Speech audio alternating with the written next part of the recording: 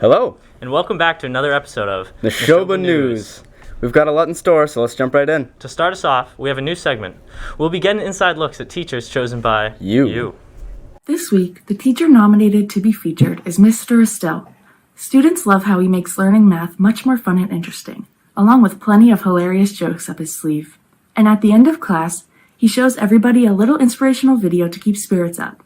He is an outstanding teacher who always makes sure to make you feel like you are making progress, even if you don't have it just yet. And above all, he is just a very kind person who students enjoy being around. Congratulations, Mr. Estelle. If you would like to nominate a teacher, scan the QR code on our flyers hanging around the school. Now back to Ben and Andrew. What a great teacher feature. It's good to be able to get some insight into teachers before you have them for a class. Agreed. Let's head over to Evie for another music review. Thank you, Andrew and Ben. On January 14th, Belgian black metal band White released their fourth studio album, There's Always Blood, at the End of the Road. Up until this point, White have existed on the more atmospheric side of the black metal genre, but the sound of this new record is less atmospheric and much more raw, visceral, and evil, which becomes apparent right off the bat with the opening track, FN Scar 16, with its spiraling, chaotic riffs. There are moments of this record that even sound influenced by hardcore, especially the brutal breakdown on the second track, Old Salamano's Room. It's hard to say at this point, but I think this might end up being one of my favorite metal albums of the year. Back to Andrew and Ben. Cool. Thanks, Evie. I'll be sure to give it a listen. And now, a special message from a special team.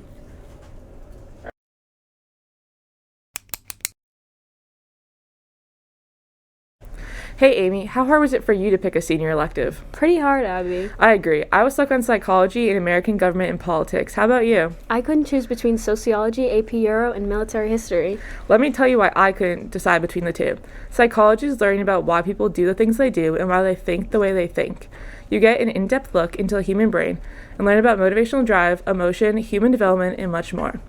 American government and politics, on the other hand, is about the U.S. Constitution, our three branches, and focuses on topics like civil rights, liberties, campaign and election, and much more that is relevant to our lives today.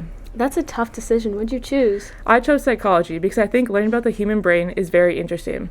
Can you tell me about other senior electives? Sociology is a discussion-based course that explores the meanings and functions of different aspects of society. European history introduces students to cultural, economic, political, and social developments that played a key role in shaping the world. Military history class will go into a deep analysis of the Korean, Vietnam, and many more conflicts.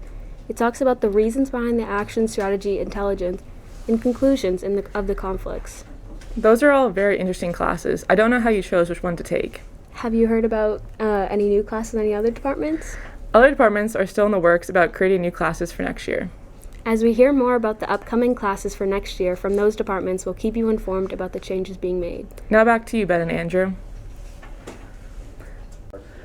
We would like to congratulate Nina Ambrose and Veronica Wells for being accepted into Massachusetts Music Educators Association All-State Festival Choir. These students had to first audition to be accepted into the Central MA Festival and receive a score in the top 20% to be eligible to be invited to the audition for all states. Nina and Veronica will now move on to perform at the historic Symphony Hall in Boston with the top singers in the state. Congratulations to Nina and Veronica. Now, let's head over to Ethan and Michael with Question of the Week.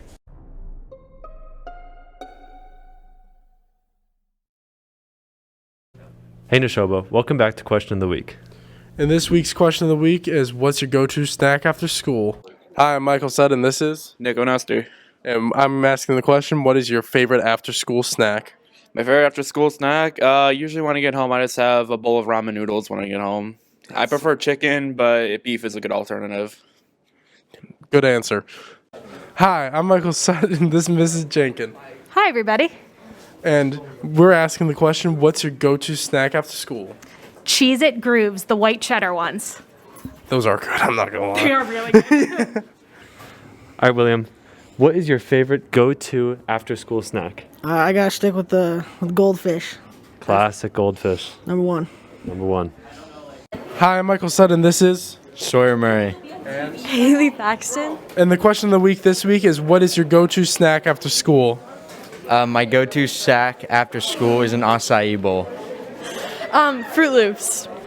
Great answers. Hey Neshoba, I'm here with Amelia. Amelia, what is your favorite post-school snack? Like a bag of popcorn. They're really like buttery theater kind, definitely. Love me some popcorn. All right, I'm here with my boy Jake. Jake, what is your favorite after-school snack? Oreos are always good. Maybe just some chips, Chex Mix. That hits the spot. Classics. All right, gang, what is your favorite go-to after-school snack? Peanut butter on a bagel. A protein bar, because I go to practice after. I go with bagel chips. Sick. Hi, I'm Michael Sutton. This is. I'm Nora. I'm Landon. And the question of the week this week is, what's your go-to after-school snack? Ooh, probably like pretzels. I'd say some microwave popcorn. Solid answers. Hi, I'm Michael Sutton. This is. Larissa McMahon. And the question of the week this week is, what's your go-to after-school snack? Probably Doritos. What flavor? Original. I'm a Cool Ranch kind of guy, honestly. How you doing, Helen? I'm doing pretty good. Now, I have a question for you. What is your favorite after-school snack? That's a great question. There's only one answer, and that is goldfish. Next. Classic, that's our second goldfish. And thank you for joining us. Now on to Neshoba Top Gear.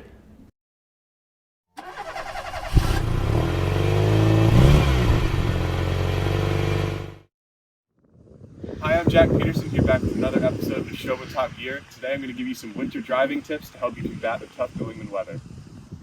If you need to drive when it's snowing, something you should always keep in your car is a shovel to dig yourself out, a brush and a scraper to wipe any snow off your windshield or car, and a rope in case you need to get yourself towed out of a ditch. Now, when driving in the snow, the most obvious danger is sliding on the roads. I have 3 different kinds of vehicles in front of me. I have a front-wheel drive vehicle, a rear-wheel drive vehicle, and an all-wheel drive vehicle. I'm going to show you what happens when they lose traction and how to correct it. Here we have a front-wheel drive vehicle. Front-wheel drive cars tend to do something called understeer when they lose traction, meaning the front wheels lose traction so the car wheels will be turned, but the vehicle will continue straight on. If you find yourself sliding like this, you're going to want to turn into the slide and give it a bit more gas to give the front wheels more grip, like this.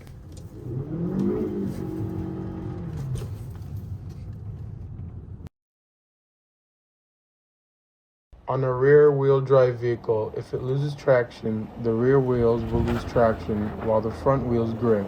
This will usually result in the entire car spinning out unless it is corrected. If you drive a rear-wheel drive car like this truck, if you find yourself sliding, what you're going to want to do is turn into the slide and let off the gas, but don't hit the brakes. That's going to give you the best chance of controlling the slide.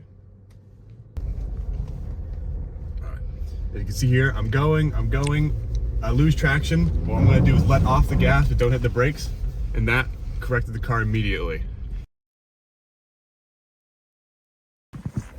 And lastly, an all-wheel drive car can both understeer or oversteer depending on how the all-wheel drive system is set up and your driving style, so you will need to be careful of both. So an all-wheel drive car will tend to have a lot more traction than a rear-wheel or front-wheel drive car. However, if you do find yourself sliding in an all-wheel drive car, you need to pay attention to what kind of slide it is, if it's oversteer or understeer, because all-wheel drive cars can tend to do both. Thanks for joining us for another episode of Neshoba Top Gear. Stay safe out there. Well, that was a thrill. It's important to learn how to safely navigate a snowy road. Stay safe this winter. Very true. Now let's see what Connor's learned about our shop classes. Hey, doing Neshoba News. I'm Connor Salmon. I'm here with Mr. LeBlanc, and he's going to tell us about the wood shop today and what his classes have to offer. Hey, how's everybody doing? I'm Mr. LeBlanc. I'm a tech ed teacher here at Neshoba, and we're in the wood shop. A lot of people ask me, or always say, I didn't know this existed here. This is a great place to learn about home repair, about woods and metals. We also teach CAD classes, robotics classes, and we use a lot of new technology like CNC machines. We have a CNC laser. This saw stop, for instance, is pretty interesting. It actually has technology that will detect if flesh contacts it, so it will actually stop the saw if you were to make contact with your finger or your hand. We are all about safety here at Neshoba. So, Mr. Blank, in a class like this, what projects do you have to offer? So in our intro class, you start out with making a phone charger stand, picture frame, and then we get into different types of joints. We actually use a CNC laser engraver, and you make a small box. Very interesting. We got our very own James Borsari's project right here. Not too shabby. What do you guys do in the construction class? Well, we do unit on home repairs, and then we also build a scale model of an actual house. So you start out by pouring a foundation. These are just foam forms that are going to hold the concrete in place. You can see they poured the footing. And then they build their way up and frame it. And we'll make models like this. So you're framing up studs and floor joists, installing a beam and so forth. Looks good. So, Mr. LeBlanc, I noticed these very cool projects. What are these? On a full year of Woods, you get to do more advanced projects. This one here is a guitar. It's unfinished, but the student's been working really hard at it. This is another CNC engraved project that it's work in progress right now, but you can see a lot more depth for these advanced projects. Very cool. Alrighty, now we venture our way over into the metal shop. What do we have here? So for our introductory projects, we do some sheet metal. We make a toolbox that you actually get to take home with you. On the lathe, we turn a screwdriver. We use different milling machines to make a couple of dice, and we actually use a CNC to get those exact. Make a table vise. There's a lot of welding that goes on here, a lot of cutting of all the different pieces, but you learn how to weld with arc and MIG welders. You actually do some gas welding as well. And then my personal favorite, we actually make a pry bar, small crowbar, using the anvil and the furnace. These are the introductory projects, and then towards the end of the year, you'd be able to make some individual projects like this cool dragon. We've got a tank, and maybe something mechanical like this can crusher here. Very good. Thank you. So, Mr. LeBlanc, thank you very much for taking your time out of your day to come help us with this interview. And why would one want to take one of these classes? I think it's a great way to explore some hands-on and practical tools that are found right here in the school. The things you gain here, I think you'll remember for life. I have students coming back to me that remember lessons from years and years ago. It could lead to a career, could lead to a hobby, or it could just lead to a deeper understanding of how things are made and how technology works. Thank you very much. Connor Salmon, signing off.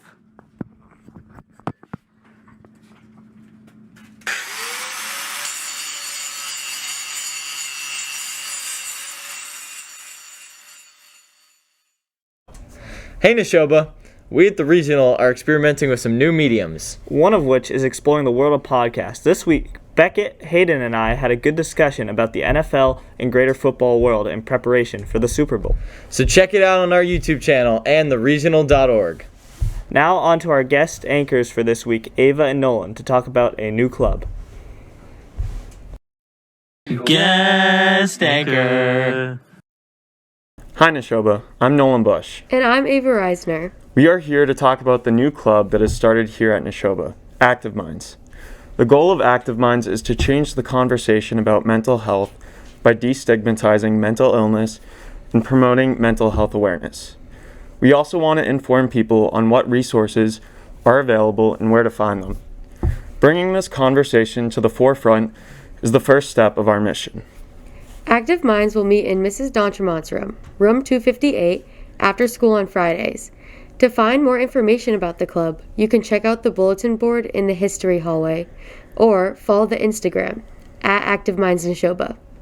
You can also email Nolan for more information at 2022 and bush@mynrsd.com. On February 8th, you can check out our table at lunch to learn more about the club. We look forward to seeing you at our next meeting, and remember, it's okay to not be okay. We hope you enjoyed today's broadcast. I know we enjoyed creating it for you. To learn more about what we do in journalism, or for more refreshing and relevant news, head over to theregional.org. Stay groovy, Neshoba. And as always, Roll Pack.